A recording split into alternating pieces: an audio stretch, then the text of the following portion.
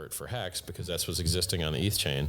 They want the prices to be quite the same. And I heard a rumor that some people think that there's going to be cheap Pulse on the Pulse. I don't understand that to me. Personally, Who? I am the guy going, please, all of you move to Pulse so I can buy the cheap Ethereum Hex. Right. Like that's what I want. I don't get it. Like, who's going to sell you a cheap? So if you get in before the fork, you're already getting an E-Hex and a P-Hex, which we're just calling Hex. But for this example, I'm going to use EMP.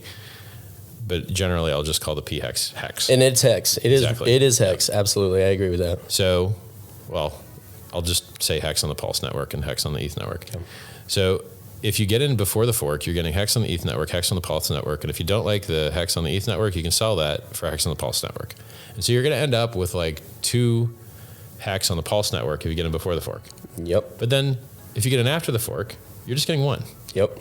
So even if you thought that it was like, if you think Hex on the Pulse network is going to go up, well then isn't the best time to buy it before it goes up? Right now, while it's in a dip on the Ethereum network? Right, yeah. So this concept that you're somehow going to get cheap Pulse, I think it comes from the idea that we're going to launch at 0, but they don't understand that the next tick, the next price changes everything. It ain't going to be a little Sets bit more all than 0. of the markets. It's going to be a lot more than 0. Yep.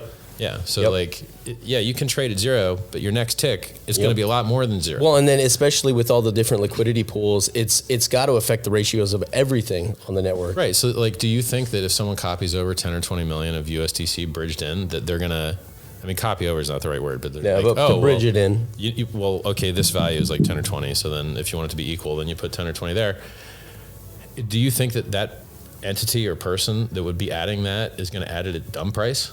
And they're just going to be wouldn't. Like, you're going to be like, yeah, it doesn't make sense. You would add it at the same level, I would think. Yeah, you would. I mean, so. It makes sense to me, and especially as the bridge exists, so that you can, because there's going to be that arbitrage opportunity. Yeah, if you do it wrong, someone's going to arb it and make money. Absolutely, and then they're going to bring it to parity, and they're going to make money off of Exactly. your bad trade. Exactly. So which is why you have the bot in the first place.